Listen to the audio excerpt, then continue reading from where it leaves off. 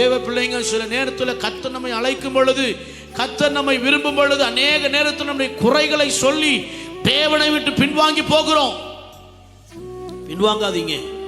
உங்கள் மேல கர்த்தர் பெரிய திட்டம் வைத்திருக்கிறார். உங்கள் காலத்தில் உங்களை கொண்டு, கிதியோனின் காலத்தில் கிதியோன் கொண்டு 40 ஆண்டுகள் இஸ்ரவேல் ஜனங்கள் சுகமாய் வாழ்ந்தது போல உங்களை கொண்டு உங்க குடும்பங்கள், உங்க காலத்துல உங்கள் மூலமாய் உங்க குடும்பங்கள், உங்கள் சந்ததிகள், உங்கள் பிள்ளைகள், உங்கள் உறவுகள் ஆசீர்வாதமாய் இருக்க வேண்டும் என்று கர்த்தர் விரும்புகிறார். அதற்கு ஒன்னே ஒண்ணுதான், ஆண்டவர் நம்மோடு பேசும்போது அவருக்கு நம்மை முற்றிலும் அர்ப்பணிக்கிறவர்களாய் மாறணும். குறையிலெல்லாம் பார்க்காதீங்க, சூழ்நிலையெல்லாம் பார்க்காதீங்க.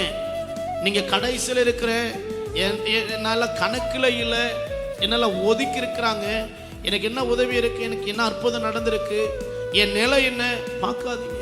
கர்த்தர் உங்க நிலையெல்லாம் தேவையில்லை. கர்த்தர் உங்களுடைய பராக்கிரமம் எல்லாம் தேவையில்லை. கர்த்தர் உங்களுடைய பலன் எல்லாம் தேவையில்லை. கர்த்தர் கூப்பிடும் பொழுது, ஆண்டவரே நான் ஆயத்தமா இருக்குன்னு சொன்னீங்க, ஒப்பு கொடுத்தீங்கன்னா உங்க காலத்தில் உங்களை கொண்டு கர்த்தர் மகிமையான காரியங்களை செய்வார். அல்லேலூயா.